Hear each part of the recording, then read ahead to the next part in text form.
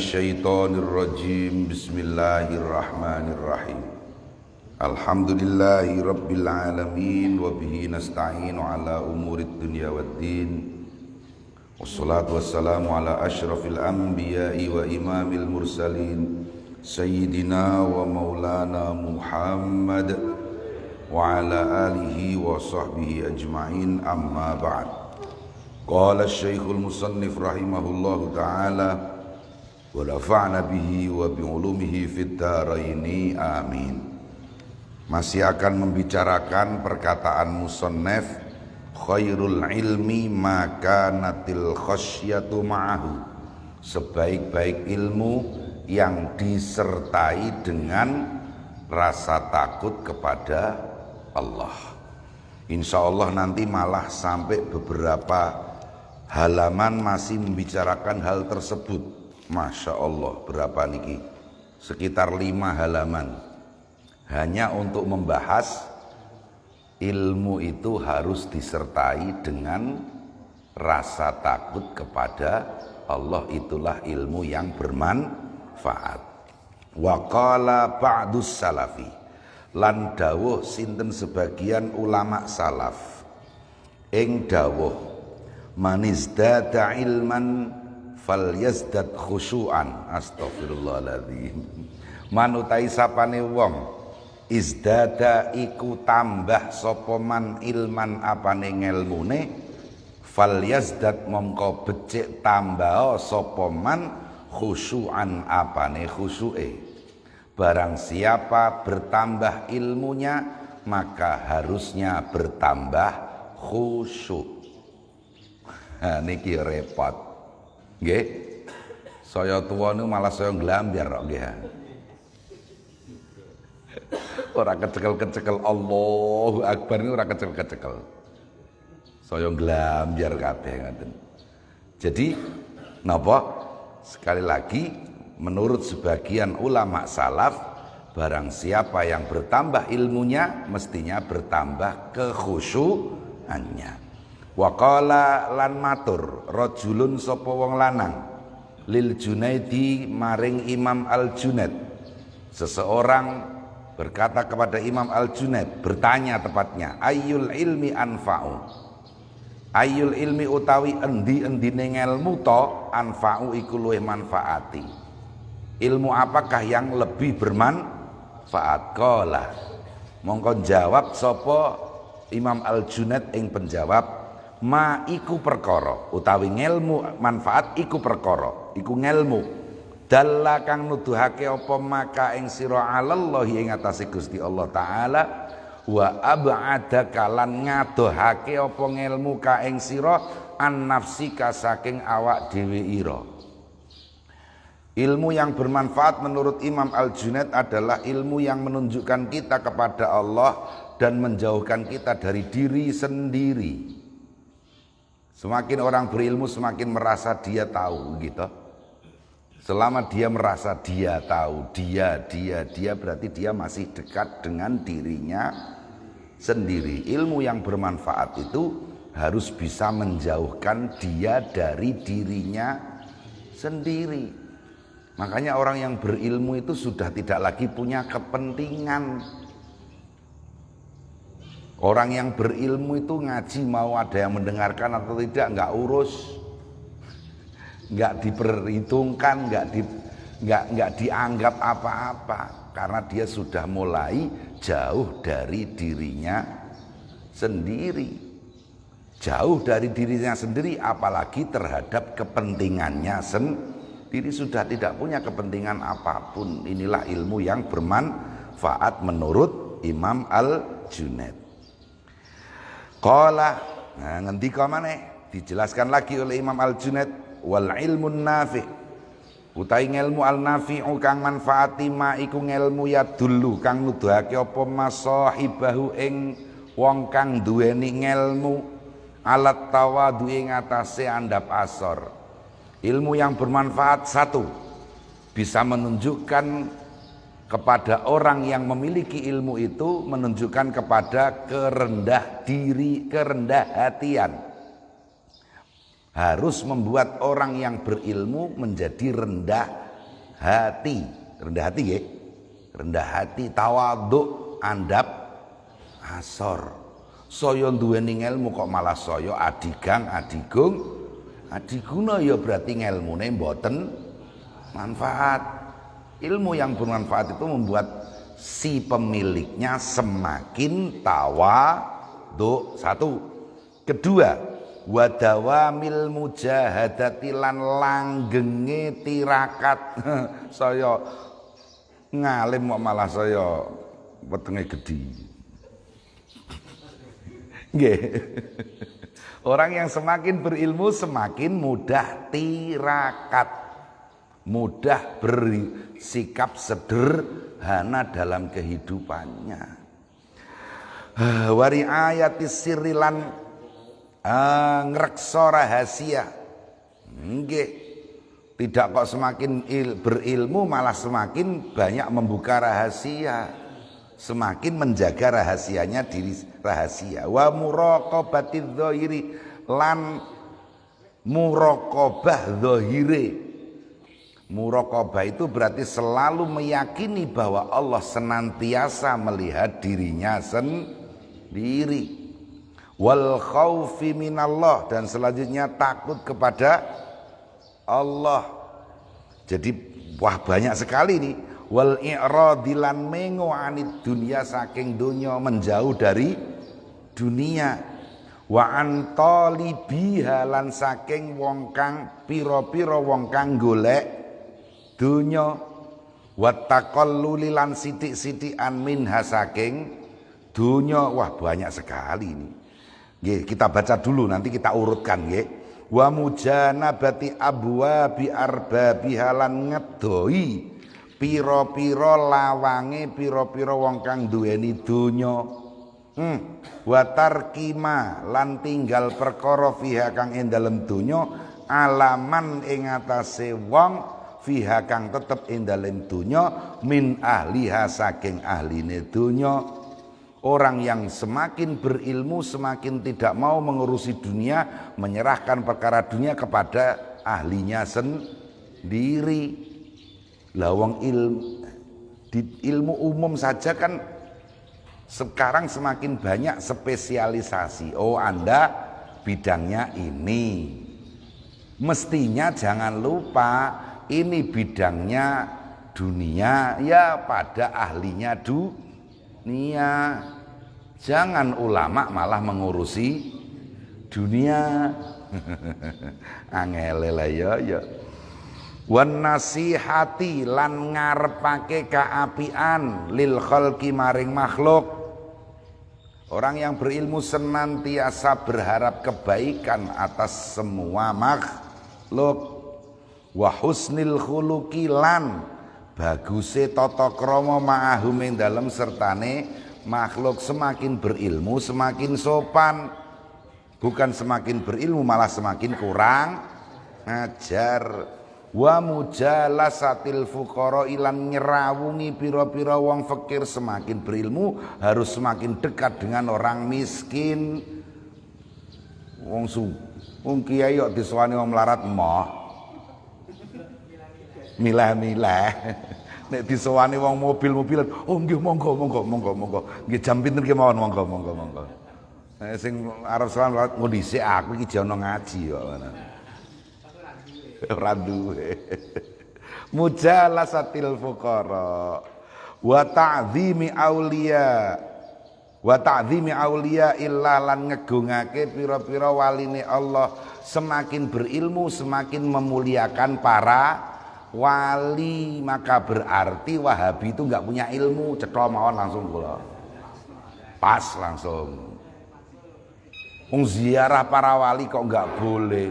Alasannya macam-macam, khawatir nanti mensucikan wali, mengkultuskan wali. Kata siapa? Kita mentakzimkan wali, memuliakan wali, bukan mensucikan wali. Yang suci hanya Allah. Kita sadar kita para pecinta wali itu kita mencintai Allah. Makanya diantara doanya orang-orang saleh adalah Allahumma rzuqni hubbaka wa hubbaman ahabbaka. Ya Allah, berilah aku cinta kepadamu dan mencintai orang yang mencintaimu. Yang mencintai Allah kan para wali. Ziarah para makam wali kok nggak boleh Wahabi. Jadi Anda tidak pernah berilmu. Alasan apapun. Loh, ini harus diungkap. Harus selalu diungkap, terutama untuk generasi muda. Mulai tahun 1925 sejarah ini nggak boleh ada yang lupa. Di kerajaan Saudi Arabia, Raja Saudi hampir meratakan makom Rasulullah SAW. Diratakan dengan tanah. Hampir, karena apa? Dikhawatirkan orang terlalu mengkeramatkan makam Nabi. Loh, memuliakan Nabi kok nggak boleh. Beruntung Komite Hijaz, pimpinan Kiai Haji Abdul Wahab Hasbullah, ulama Nusantara, langsung ke Raja Saudi berdialog menjelaskan, alhamdulillah tidak jadi meratakan makom Rasulullah Sallallahu Alaihi Wasallam. Itu terbukti. Kemudian itu tahun 25, tahun 26 NU lahir. Juga diantara yang membidani lahirnya NU adalah Mbah Wahab Hasbullah. Itu berarti pendiri NU sebelum mendirikan NU sudah berusaha menyelamatkan makom Rasulullah Sallallahu Alaihi Wasallam. Itulah orang yang berilmu. Ta'zim aulia illah. Apalagi ini Nabi. Nah ngoten, mulane winganane kula matur teng Penggung nika nggih. Nek ngaji ku karo wong sing tau ngaji, aja ngaji karo wong sing ora tau ngaji. Akhire dadi teroris. Zakia ini niku ya, wis cetholan niku. Alah mbah-mbah. Nggih, takzim wali Allah, mentakzimkan berarti apa? Menghormati wali-wali Allah, itu ciri orang yang berilmu. Wal iqbali, lan madhep alama ing atase perkara yakni hikang manfaati apa mahi ing wong. Hanya menekuni sesuatu yang bermanfaat. Oh, ini orang yang berilmu, hanya menekuni sesuatu yang bermanfaat. Orang yang berilmu ora kakean ngopi ning ngene warung kopi, Bro. Ya sekarang kafe semakin menjamur. Orang pergi ke kafe berjam-jam untuk apa?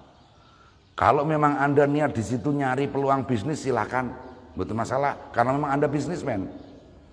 Tapi lo jujur saja, kebanyakan orang yang suka ngopi untuk apa? Ngobrol sing ora ana manfaate. Begitu kan?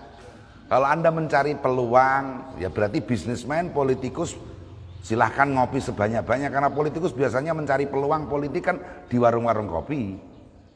Nggih, enggak apa-apa. Politikus, bisnismen suka ngopi karena mencari peluang, silakan. Tapi enggak politikus, enggak pedagang, enggak bisnismen, kok hanya suka ngopi saja, ya enggak ada manfaatnya. Ngoten, fa innal alima, karena saat temene wong kang alim. Sebentar sebelum kita teruskan, sejak tadi banyak sekali urean Imam Al-Junaid terhadap ilmu yang bermanfaat tadi. Sekali lagi, pertama harus orangnya menjadi semakin rendah hati, terus selalu gemar tirakat, menjaga rahasia, menjaga hati maksudnya. Terus kemudian muraqabatul zahir, sadar bahwa dirinya selalu diperhatikan, dilihat oleh Allah. Kemudian takut kepada Allah, kemudian menjauh dari dunia dan orang-orang yang cinta dunia, terus mencari dunia secukupnya, terus menjauhi orang-orang yang hanya mencari dunia betul, dan menekuni hal-hal yang bermanfaat. Fa innal alima,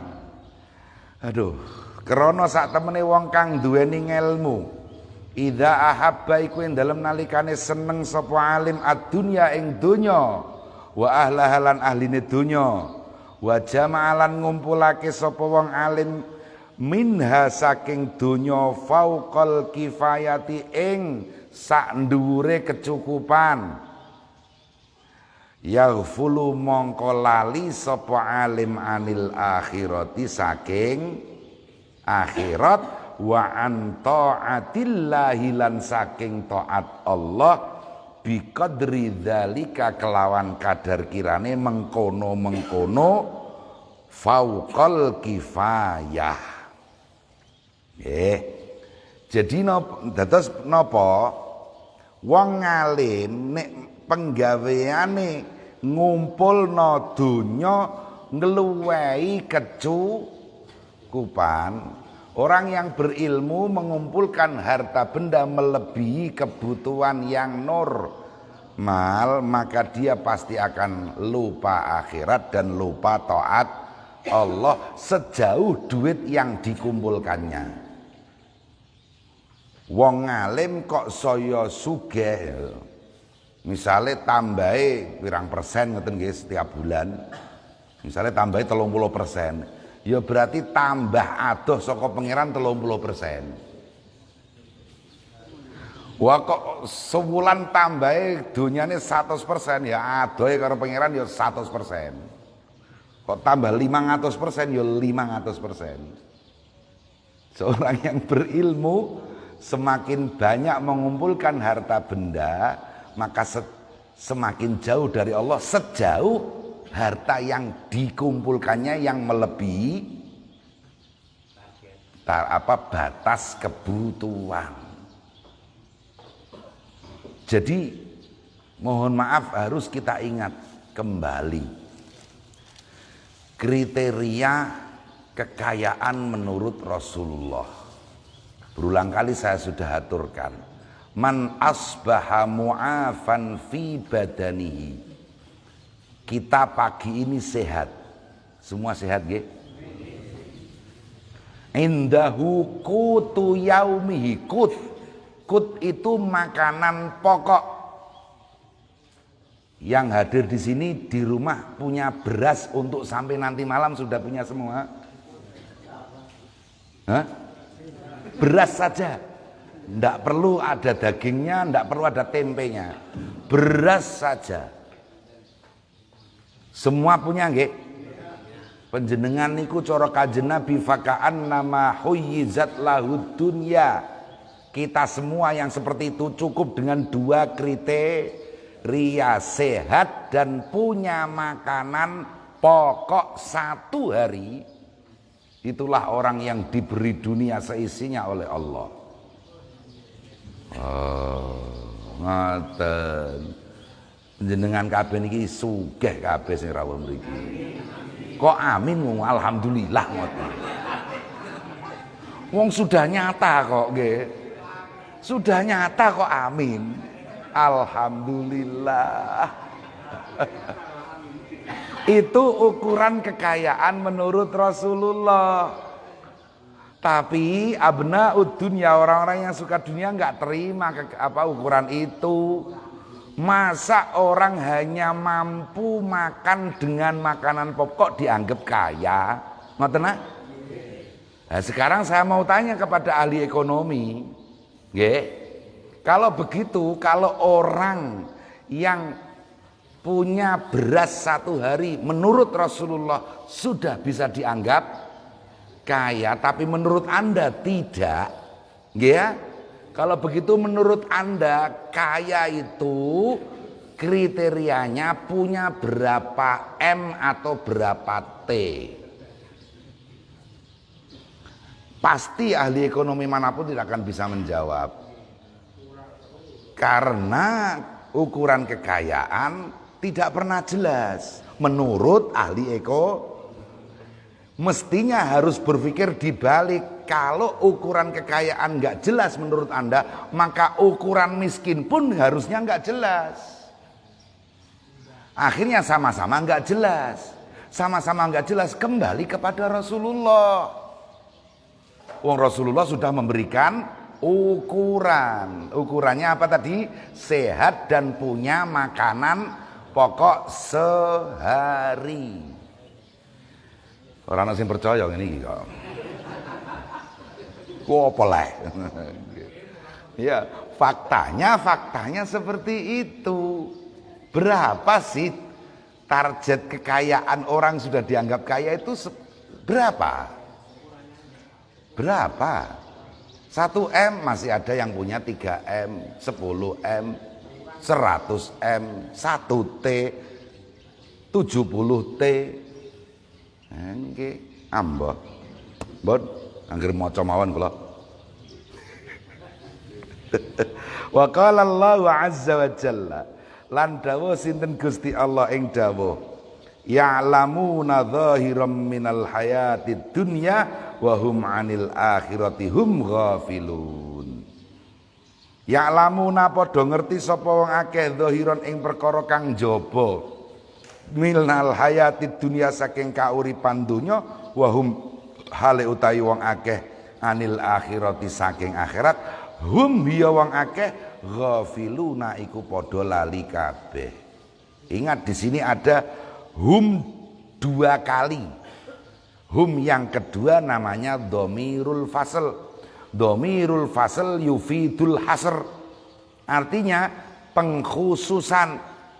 Jadi orang-orang yang hanya mengetahui pernik-pernik dunia, merekalah orang-orang yang benar-benar lupa dari akhirat. Kata-kata wahum anil akhirati hum ghafilun, ada 2 hum di situ. Yang kedua adalah dhamirul fasl. Wallahu huwal wahid. Hanya Allah yang maha satu. Ada huwa, padahal mestinya kan Allahul wahid kan sudah cukup. Nah, kata ada domir, nah itu namanya domirul fasl. Berfaedah menegaskan, mengukuhkan.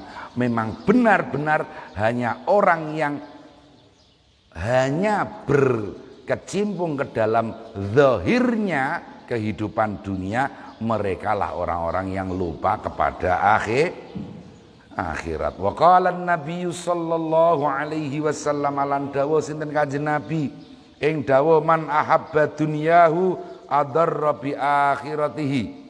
Manutai sapane wong ahabba iku seneng sapa man dunyahu ing dunyane wong. Kok tepat nggih arep poso awake dhewe terus tirakat nggih ya.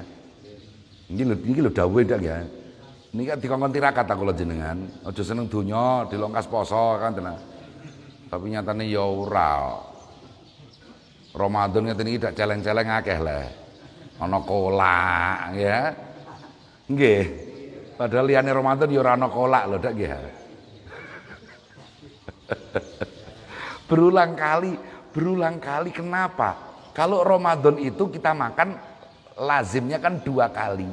Selain Ramadan kita makan lazimnya, tapi budget dapur kok melebihi, kenapa? Wong makan 2 kali kok malah lebih menghabiskan dana ketimbang 3 kali. Itu loh pemikiran mana yang masuk akal? Ndak masuk akal itu. Ya itulah ya mbah niki. Adarra mongko melarati sapa man bi akhiratihi kelawan akhirat man. Barang siapa mencintai dunia, maka dia akan mencelakakan akhiratnya. Adarra itu melaratake. Makanya madu istri kedua, dalam bahasa Arab itu dibahasakan dorroh. Madu itu dorroh, yang mencelakakan. Bahasa Arabnya madu istri kedua itu dorroh. Nah barang siapa suka dunia maka pasti mencelakakan akhiratnya. Artinya dunia dan akhirat seperti istri tua dan istri muda. Seneng istri muda pasti nggak seneng istri tua. Jangan menipu diri, aku padha senenge kok bojoku loro iku. Sapa ngene anane ning novel niku. Ndak wonten tiyang niku padha senenge karo bojone loro. Ora ana bojo enom sing disenengi nggih ya. Karena ini loh ya bahasa Arabnya itu pas. Dorroh itu nggih, dorroh itu ngadu. Nggih. Nah, ya melarati pancen. Ya istri kedua adanya melarati lah. Nggih. Nah ini Kanjeng Nabi loh yang ngendikan ya. Barang siapa mencintai dunia maka mencelakakan akhirat. Waman ahabba akhiratahu loh kan sama. Waman tesapane wong ahabba iku seneng sapa man akhiratahu ing akhirate man adarra mongko melarati sapa man bidunyahu kelawan dunyane man. Kalau senang akhirat ya tidak senang dunia. Jangan kok senang dunia akhirat. Berulang kali Rabbana atina fid dunya hasanah wa fil akhirati hasanah itu baru doa, belum kenyataan. Maunya kan fid dunya hasanah wa fil akhirati hasanah itu doa, belum kenyataan. Tapi orang merasa karena saking kebeletnya, saking ngebetnya kepengen fid dunya hasanah wa fil akhirati, orang semuanya, bukan semuanya ya, hampir semua orang merasa sudah mencapai atau bahwa merasa itu suatu keharusan atau suatu kemungkinan bahwa orang bisa fid dunya hasanah wa fil akhirati hasanah. Itu satu. Yang kedua, hasanahnya dunia tidak seperti hasanahnya akhirat. Baik dunia itu ya berarti baik beramal soleh di dunia, maka nanti baik di akhirat. Bukan kok kaya di dunia terus nanti kaya di akhirat, bukan. Tapi baik di dunia. Nggih, pun. Ini ada pertanyaan. Gimana hukum orang yang puasa tapi meninggalkan puasa? Meninggalkan sholat dengan saja atau misal dalam perjalanan. Loh, kalau dalam perjalanan kan bisa dijamak, nggih. Tapi kalau enggak dalam perjalanan, puasa tapi tidak mau sholat, ya puasanya tetap sah, tetapi kan tetap berdosa. Tidak ada kaitan antara puasa dan sholat sebagai masing-masing ibadah. Nggih. Tapi ngene iki ya terus ala sepenting aku poso sholat dak engko gampang. Ya repot ngeten iki.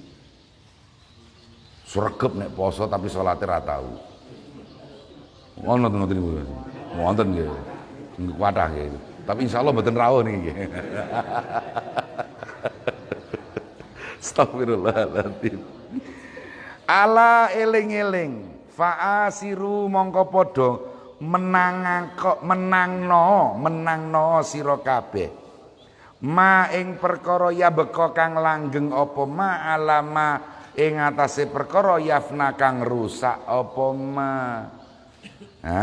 Pesan sabda baginda Rasulullah sallallahu alaihi wasallam, wahai ingatlah umatku, menangkanlah sesuatu yang abadi, tinggalkanlah sesuatu yang rusak. Yang abadi napa? Kehidupan akhirat. Yang rusak apa? Kehidupan dunia. Betapapun indahnya dunia pasti akan berujung kepada kerusakan, kematian, kehilangan. Nggih napa nggih? Nggih, itu dunia. Di dunia itu banyak kosakata hilang, rusak, mati, lenyap, musnah, sirna. Nggih. Ini kata-kata di dunia saja. Di akhirat tidak ada semua ini. Capek, pegel, boyoen, ngilu, asam urat, ini di dunia semua. Di akhirat sudah nggak ada. Nggih, karena kecapean berarti akhir dari nopo. Kecapean ya akhir dari nopo ngoten niku astagfirullahaladzim nopo lah bahasane metabolisme tubuh nggih. Nah, iya. Orang capek itu metabolismenya hari itu tuh sudah selesai. Jangan dipaksa lagi. Engko out jenengan. Kalau di akhirat nggak ada capeknya. Makanya kalau ada hadis ambillah bidadari sesukamu, ya iso kuat Mas Rohim ning gone akhirat sale. Enggak bakal capek. Enggak bakal capek. Jangan hanya 73 Bidadari seperti pemahaman para teroris. Kan ada hadis lain apa? Sesukanya mulai kuat. Kuat. Nggak ada lemah di akhirat nanti. Ya kan begitu. Ya, sifat-sifat lemah, rusak, pegel, kesel, ini loyo, ngelemprek. Ini semua duduk di dunia. Di akhirat tidak ada. 100 PK. Oh, ratri mau 100 PK. Berkuda-kuda ya. Ampun niku pun tekan dinti mangke. Rasa jamu meneng nggih. Wa qala Fudail. Lan dawuh sinten Imam Fudail bin Iyad. Masya Allah nggih. Tabibuddin astaghfirullahaladzim ini. Al-alimu utawi wong alim tabibuddin iku doktere agama. Nggih. Wa dawa'ud dunya utawi tombone dunya dauddin iku penyakite agama. Ulama itu adalah dokter akhirat. Nggih. Suka dunia itu adalah penyakitnya akhirat. Bon. Diulangi nggih. Seorang yang alim itu adalah dokternya akhirat, dokter agama. Lah suka dunia itu penyakitnya akhirat. Fa idza kana mongkol ing dalem nalikane ana at-tabibu sapa dokter ya juru iku narik sapa tabib addaa ing penyakit ila nafsihi maring awak dhewe ne dokter famata yubriu mongko ing dalem kapan to marasake sapa tabib ghairahu ing liyane tabib. Kalau seseorang yang berilmu kok suka dunia, berarti dia adalah dokter yang mencari penyakit. Lah dokter kok mencari penyakit, bagaimana mungkin bisa menyembuhkan orang lain, wong dirinya sendiri aja malah dia mencari penyakit. Nah, makanya itu orang yang alim nggak boleh kaya. Orang yang berilmu itu jangan mencintai, bukan nggak boleh kaya, jangan mencintai dunia. Karena ketika mencintai dunia berarti dia mendatangkan penyakit untuk dirinya sendiri. Lah pasien mana yang mau mendekat kepada dokter yang pekerjaannya mencari penyakit untuk dirinya sendiri? Astagfirullahaladzim. Fa idza waffaqa mongko ing dalem nalikane mitulungi Allahu sinten Allah al-alima ing wong kang alim minal ulama lil iqbali maring madhep Allah ing atase Gusti Allah wa ala awamirihi lan atase pira-pira perintahe Allah wal i'radi lan mengo anid dunya saking dunya wa malan perkara fiha kang ing dalem dunya wa man lan wong fiha kang ing dalem dunya fa awwaluma mongko utawi kawitane perkara yalzamu kang wajib apa mahu ing alim iku ayya'rifa iku yen to ngerti sapa alim ni'amallahi ing pira-pira kenikmatane Allah alaihi ngatasi alim fi dzalika ing dalem mengkono-mono kang tinutur wa yakumulan jumenengi sapa alim biwajibi syukri kelawan wajibe syukur wa yazidulan nambahi sapa alim tambah sapa alim tawaduan apane andap asor wadiatan lan apane mempeng wa ya'lamu lan ngerti sapa alim annahu ing sak temene alim mahmulun iku den gotong diarahake ala dzalika ing atase mengkono kang tinutur. Jika Allah sudah menolong seseorang yang berilmu untuk hanya menghadap kepada Allah dan menjauhi dunia, maka si alim tersebut harus selalu sadar bahwa itu semua adalah atas pertolongan Allah. Di samping sadar itu sebagai kenikmatan yang wajib disyukuri. Jadi orang berilmu kemudian dengan ilmunya itu Allah memberi pertolongan kepada orang tersebut untuk hanya menghadap kepada Allah dan menjauhi yang sedemikian ini meniscayakan bahwa orang yang berilmu itu harus selalu menyadari bahwa itu adalah pertolongan Allah yang wajib disyukuri. Wa anna dzalika lan sak temene mengkono-mengkono kang tinutur. Wah, niki ada yang tanya, kalau cari istri kedua dengan tujuan untuk menyelamatkan sang janda dari fitnah, bagaimana? Nggak usah pakai alasan deh. Coba ya, yang tanya saya mau tanya, saya ada kenalan janda 18 tahun. Maksudnya menjandanya 18 tahun yang lalu, yang ketika menjanda 60 tahun, sekarang 78 tahun. Mau Anda? Ya, mohon maaf ya. Tidak semua orang pangkatnya itu. Ya, kalau pangkat-pangkat kita itu jangan macam-macam dah. Nggih. Ya belum pangkate. Pangkate astagfirullahaladzim. La bitaufikin iku kelawan pitulungan minallahi saking Allah taala la bimujahadatin ora sebab tirakat minhu saking sinten alim. Fa inna mujahadatahu mongko sak temene tirakate alim utawa man aidon kelawan maneh wa ma'rifatuhu lan ma'rifati alim lini amillahi kedue pira-pira nikmati Allah iku biziyadati taufiqillahi iku sebab tambahe pitulungane Allah. Oh, jadi sekali lagi ketika Allah memberi pertolongan kepada orang yang berilmu, bahwa dia si orang yang berilmu tadi semakin hanya menghadap kepada Allah meninggalkan dunia, maka dia harus sadar itu adalah pertolongan dari Allah. Itu semata-mata pertolongan dari Allah, bukan karena usahanya dia. Nah, kemudian ketika dia menyadari bahwa itu semata-mata pertolongan Allah, itu juga tambahan pertolongan dari Allah.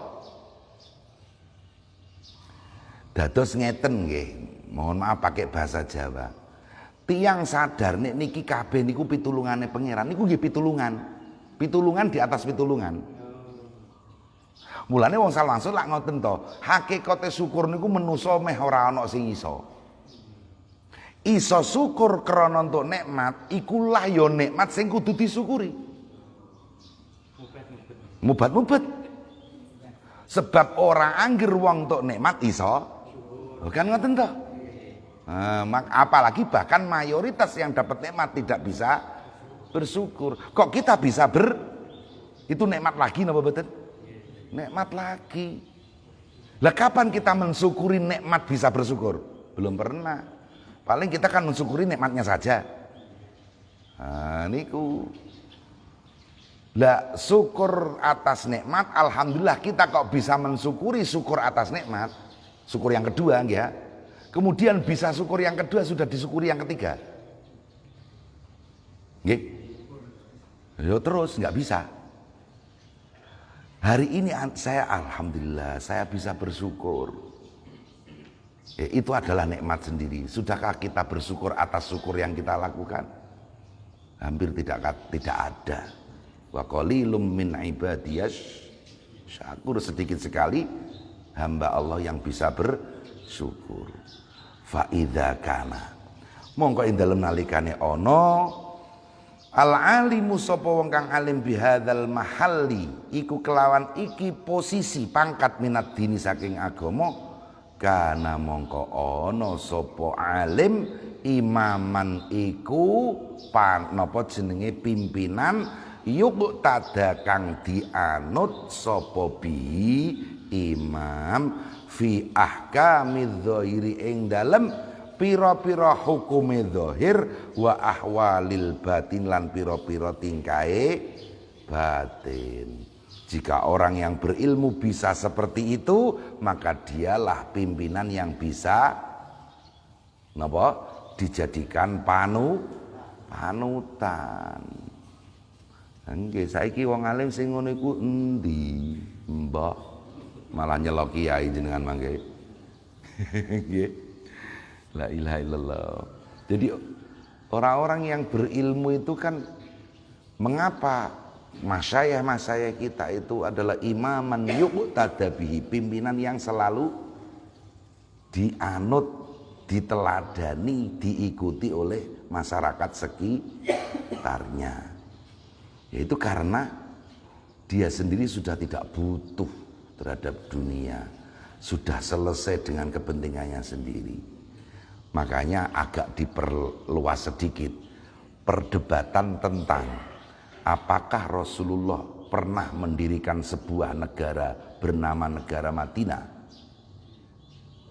Ada yang mengatakan tidak perlu membahas apakah Rasulullah itu pernah mendirikan negara atau tidak, tetapi bahwa perilaku Rasulullah keseharian menyebabkan Rasulullah adalah panutan yang selalu ditiru. Orang selalu melihat sikap Rasulullah keseharian, meniru. Dari sekedar meniru Rasulullah tercipta norma-norma. Dari norma-norma tercipta aturan-aturan, tercipta sistem. Maka tidak perlu ada sistem pada masa Rasulullah, sebab perilaku Rasulullah sudah sistem. Ngoten niku wonten sing ngomong ngoten nek kula ya setuju. Ana negara Madinah ta ora urusan. Yang penting Kanjeng Nabi dengan segala perilakunya menyebabkan beliau uswatun hasanah. Orang meniru, melihat, akhirnya akan tertata sendiri kehidupan sekitar. Ngoten. Nek cara sakniki nyuwun sewu Pak Camat karo Kiai onjo ndi? Kiai sing tenanan maksudnya nggih. Kiai tenanan yo camat tenanan wis salah nggih ya. Nggih, padha-padha lillahi ta'alane. Tetep kok kiai sing padha-padha tenanane. Mulane ora ana kiai pensiun. Lho nggih to. Kiai pensiun lagi-lagi niki mawon. Nek perlu pecatan kiai nek ya. Lho wonten ngoten kok. Kitabe dhewe bukune ngarang buku mantan Kiai NU menghujat tahlil kan nonton. Ngaku dhewe mantan Kiai NU. Mantan Kiai kok mantan lah yo. Ampun ngaku piyambak ngoten niku. Mantan Kiai NU menghujat amaliyah NU. Tahlil enggak ada dalilnya, manakib enggak ada dalilnya. Mungkin dhewe ngaku mantan wis ngono iku dapurem ya. Wong kiai kok mantan, kiai ora ana mantane. Ya bukan imaman yuqtada bihi. Usut punya usut gara-gara ora dadi pengurus NU, mulane melembang mencelok ning gone liyane ngoten lho. Ora dikanggokno soalé ngedekno NU garis lurus. Ngoten niku. Soale ning NU ora payu. Wong ora payu ning gone NU kok napa jenenge ngamuk gawe dhewe. Gawe dhewe ngaco, muni-muni NU garis lurus. Nggih. Kula mawon pengurus mboten pengurus NU tayu kula lah ya ora kanggo. Ya ora apa-apa malah seneng kok nggih ya. Wong abot, dadi pengurus NU dia abot lek. Nggih, wong ora dadi pengurus saya kok malah ngedekno NU dhewe. Ya iki wis tak pol-polke mawon mumpung durung poso ngoten lho nggih. Gaspol mawon. NU garis lurus itu ya hanya kumpulan orang-orang yang kecewa terhadap NU. Jujur saja. Pilihan ning gone Muktamar Jombang niku 33 untuk suara siji tok. Pimpinane untuk suara siji tok. Ya dekne dhewe sing milih niku. Blak-blakan mawon ya. Nggih ana muni-muni NU garis lurus barang iki lho lah napa. Dan ya Allah, bolak-balik meneh lho, njarem Pilpres 2014 sampai 2019 kok ora barbar. Dan ternyata belakangan ada, baru 1 hari kemarin ada berita. Di antara alasan para perakit bom terorisme itu juga karena kecewa dengan hasil Pilpres. Lho wonten niku nggih ya. La ilaha illallah. Ada NU garis lurus, ada 212, ada macam-macam. Lu kok ujungnya bolak-balik krono kalah Pilpres ke 2014 iki kepiye? Mbak wis lah ya wong sing dadi presiden ya ora kowe kok ya. Ngerusoi mawon. Kita hampir tidak percaya, alhamdulillah pandemi sudah mulai menyusut ya. Lah kok kemudian ada geger lagi teroris, itu untuk apa? Wah itu pengalian isu, kowe dhewe sing ngalihno isu.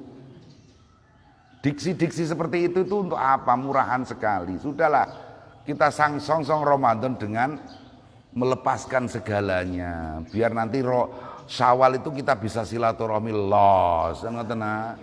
Semoga ada vaksinasi secara menyeluruh nanti pada bulan Ramadan malam hari kan nggak apa-apa vaksinasi. Nggih, lah kalau sudah vaksinasi semua kan berarti sudah HI ngeten ya. Nah HI, wah wes mau ngake badannya enak ngono lho. Nyaman ngeten ya. Ya tetap pakai masker kalau terlalu berdesak-desakan, tapi ya lumayan enak lah ngeten ya. Pun ono macem-macem mawon. Astagfirullahaladzim. Pun wangsul mriki malih pundi wae malah sampai ya. NU garis lurus niku.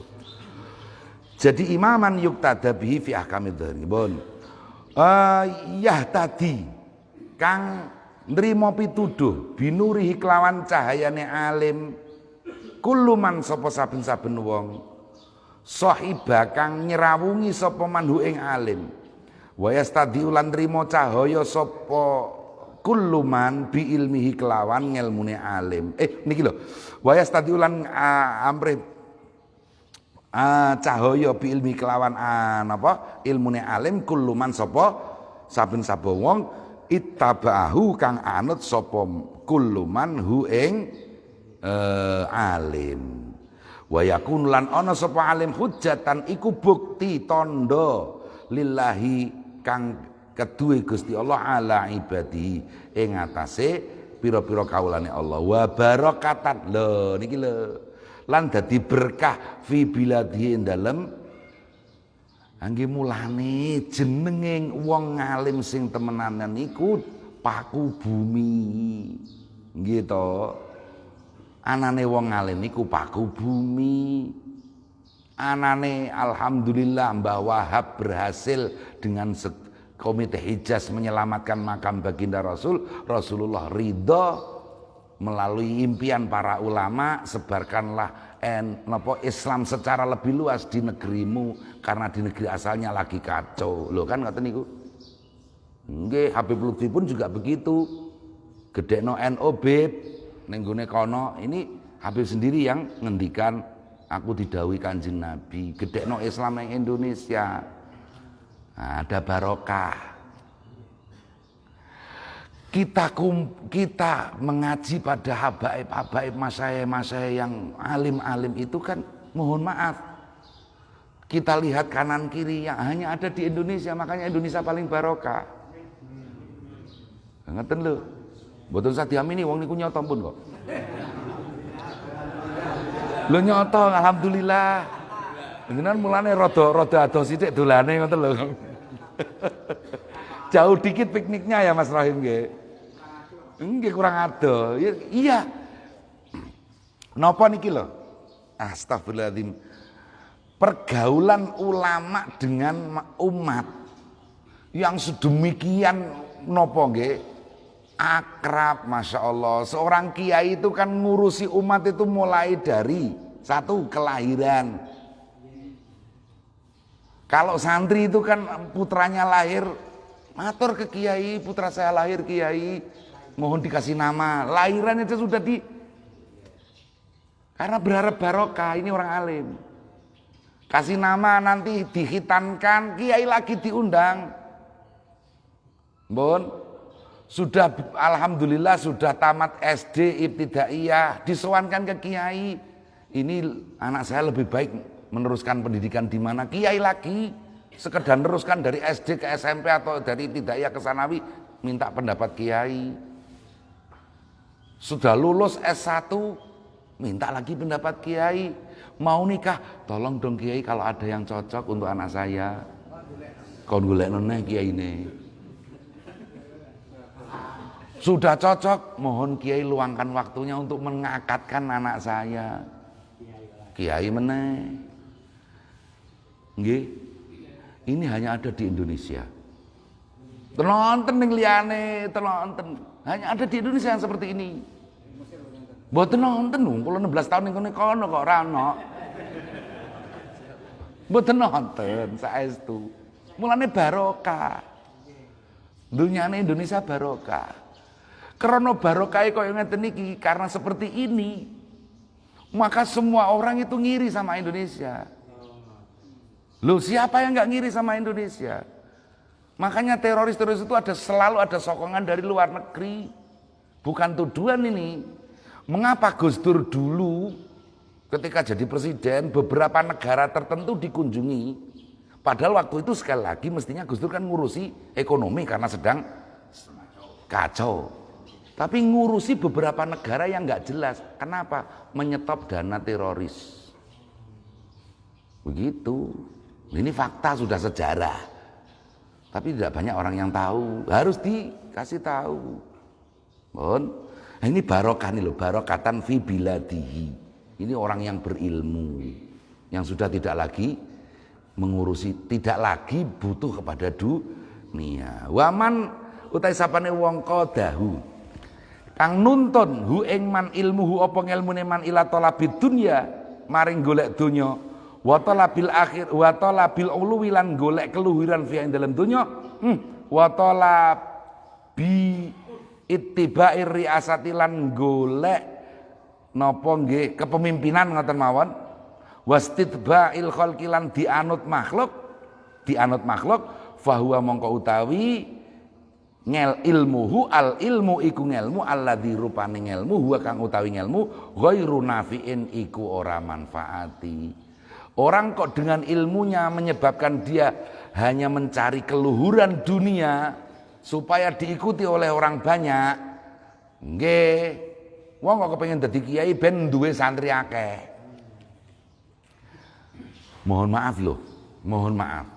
Pembicaraan serius saya pernah dengan Habib Ali Zainal Abidin Asgaf Az-Zahir terhadap beberapa orang yang sudah mulai punya majelis sholawatan. Hati-hati, tanggung jawab Anda besar.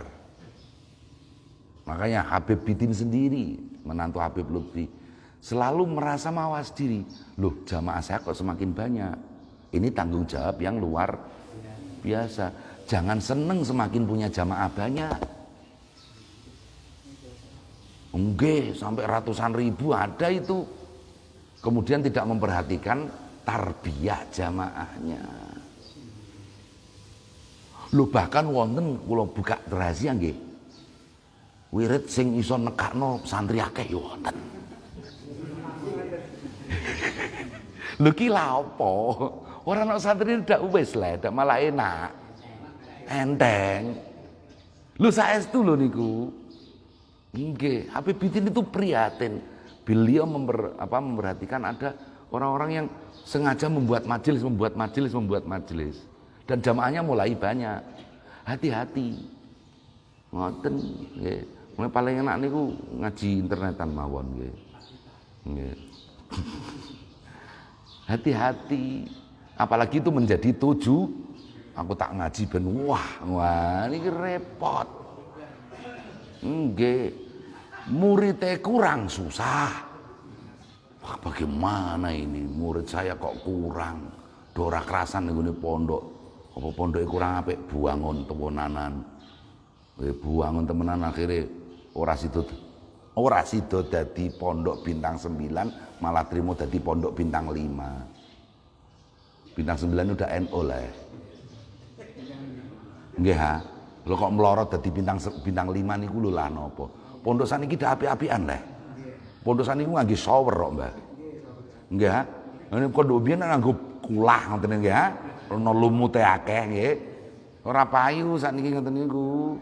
Ora payu. Kiyaine susah nek pondoke ora payu. La ilaha illallah niki lho tekan kene ternyata. Bon. Wa huwa utawi al ilmu iku ngelmu al muhtaru bihi kang dadi tipuan. Nggih kang ketipu. Wala hasrata lan ora ana kerugian iku maujud a'dham kang luwih gedhe min ayyahlika tinimbang yen to cilaka al alimu sapa alim bima kelawan perkara yarju kang arep-arep sapa alim bi kelawan manajatahu ing slamete alim wa nahnu utawi kita naudzu nyuwun pangreksa kita billahi kelawan Gusti Allah minal khadlani saking ketipu. Jangan sampai tertipu dengan ilmu kita sendiri. Kita berharap selamat dengan ilmu kita, justru celaka dengan ilmu tersebut. Nanti pembicaraan berikutnya intaha titik ya. Summa abdaro kita teruskan nanti mulai bulan Ramadan. Ya, mulai summa abdaro. Tapi sebelum kita akhiri pada hari ini loh. Nanti akan ada pembahasan hari pertama atau hari kedua bulan Ramadan ada pembahasan bahwa nanti ya Allah yang disiksa pertama kali sebelum para penyembah berhala adalah orang-orang yang berilmu yang ilmunya tidak bermanfaat. Kiai-kiai dhisik sing disiksa mangke. Kiai sing dadi mantan niku lho. Sebelum penyembah berhala Mas Rohim. Iya, makanya dalam kasus seperti itu orang berilmu dengan tidak berilmu lebih baik tidak berilmu. Ini budul lah, tapi makin rumiyin ngoten ya. Ini niku rasa ngaji kae. Nek ngaji malah dienggo sembarang dengar lah niku. Nggih, pun sumakal wallahu alam bisawab. Sekaligus mari ada permintaan tahlil nggih secara khusus dari Ibu Kusmini Kauman nggih. Untuk Bapak Abdurrahman sekalian, Bapak Suhud sekalian, Bapak Sahlan sekalian, almarhum Bapak Sukoyo, adik Harsono, adik Zaidun, adik Suudi, adik Sujiati dan anak Ponco Ari Fitriani sedaya keluarga lan sekaligus sedanten keluarga kita ingkang sampun sumare wonten alam kubur. Syai'un lillahi lahumul Fatihah.